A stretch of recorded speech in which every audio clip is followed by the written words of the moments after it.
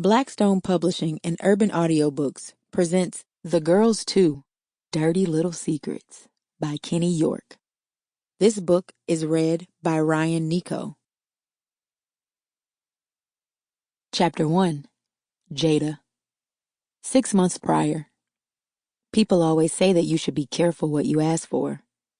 Jada was beginning to understand that more and more each day that passed. Pregnancy was kicking her ass. Now, in her second trimester, she was grateful to be getting over the all-day sickness, but was struggling to find clothes that fit, foods that didn't disgust her, and a mood reminiscent of the way she used to feel on good days.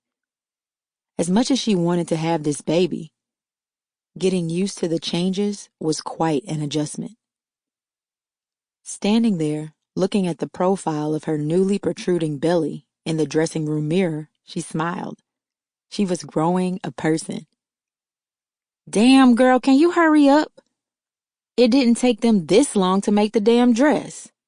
Candace was growing impatient as she waited in the cramped maternity boutique surrounded by waddling women. She was glad that her maternity days were over and had no intentions of reliving them. Jada rolled her eyes at her reflection and began to peel off the floral dress she'd picked out. Just a minute, geez.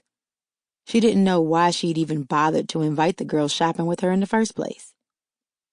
If only Jordan hadn't had to go into work for a few hours this morning. Thinking of her husband, she pulled her phone out of her bra and sent him a quick text. What do you want for dinner today?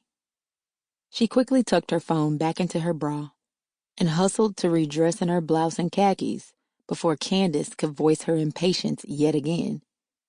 Things had been pretty strained among all of them since the day she'd announced her pregnancy. In fact, it was the last time all the girls had been together.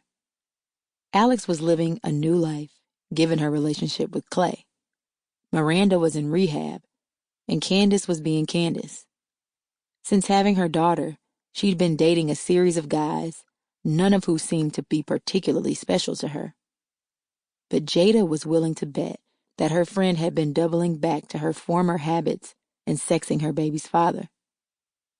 To avoid listening to her lie, Jada chose not to ask the girl about it. The last thing she needed right now was to be caught up in any of her homegirls' drama at this point in her life.